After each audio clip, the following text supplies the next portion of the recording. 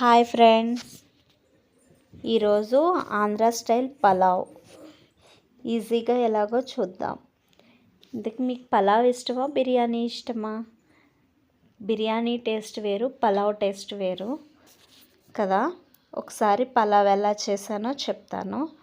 First rice అయితే నేను మామూలు చిన్న బియ్యమే తీసుకున్నాను. అవి శుభ్రంగా కడుక్కొని వాటర్ లేకుండా వార్చుకుని పక్కన పెట్టుకున్నాను. అలాగే ఫస్ట్ చికెన్ తీసుకుని కడుక్కుని అందులోకి గరం మసాలా, పసుపు, కారం, సాల్ట్ వేసుకుని అలాగే నిమ్మకాయ కూడా వేసి బాగా అంతా మిక్స్ అయ్యేలా కలుపుకున్నాను. అల్లం వెల్లుల్లి కూడా వేస్తే పలావ్లో కూడా అల్లం వెల్లుల్లి వేసుకోవాలి. మొత్తం కలిసేటట్టు బాగా మిక్స్ చేసుకుని పక్కన పెట్టుకోవాలి.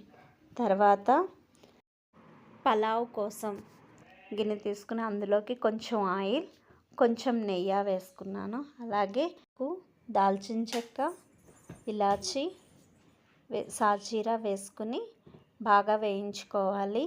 ఈలోగా నేను పక్కన కావాల్సిన వేడి నీళ్ళు పెట్టుకుంటున్నాను.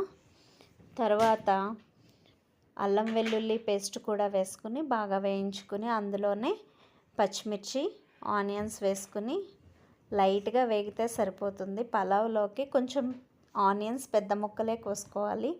తర్వాత చికెన్ కూడా వేసుకుని బాగా ఫ్రై చేసుకోవాలి. ఫ్రై అయిన తర్వాత అందులోకే బియ్యం కూడా వేసేసుకోవాలి. నేను ముందే కడిగి వాచి పక్కన పెట్టుకున్నాను కదా, ఆ రైస్ని నేను వేసేసాను. వేసిన తర్వాత వాటిని బాగా కలపాలి. బాగా కలిపిన తర్వాత మూత పెట్టి 5 మినిట్స్ అలాగే విడిచిపెట్టాలి. తర్వాత మళ్ళీ మూత తీసి ఒకసారి బాగా కలుపుకొని ముందే వేడి చేసుకున్న వాటర్ ఉన్నాయి కదా, మనం రైస్ ఎంత వేసుకున్నామో కరెక్ట్గా దానికి రెండింతల గ్లాస్కి నేను 2 గ్లాసులు వాటర్ వేసుకున్నాను. అలా అయితే పర్ఫెక్ట్గా సరిపోతుంది. చేసుకున్న వాటర్ ఉన్నాయి కదా, ఇప్పుడు ఇది బాగా కలుపుకున్న తర్వాత ఆ వాటర్ తీసుకుని అందులో వేసేసాను. నేను ముందే కొలిచి పెట్టుకున్నాను. అవి హీట్ చేసుకుని ఆ వాటర్ ఇప్పుడు ఇందులో వేసేసాను.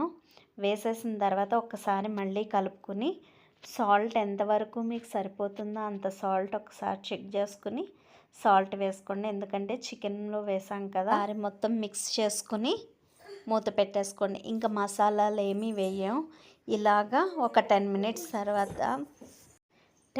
తర్వాత మళ్ళీ మూత తీసి చూసారంటే మొత్తం మగ్గిపోతుంది. ఇలాగా మగ్గిన దాన్ని ఒక్కసారి కలుపుకోండి.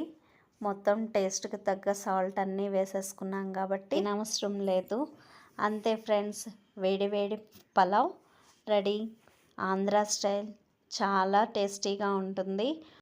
కర్రీ ఏమీ లేకపోయినా కూడా తినడానికి చాలా బాగుంటుంది.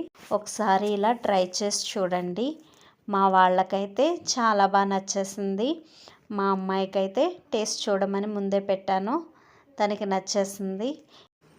ఇక వేడి వేడి పలావ్ రెడీ అయింది కదా, ఇంకా మేమందరం కూర్చుని తినేసాము. పెరుగు చట్నీతో అయితే ఇంకా బాగుంది. Thank you friends, thank you for watching. Please subscribe.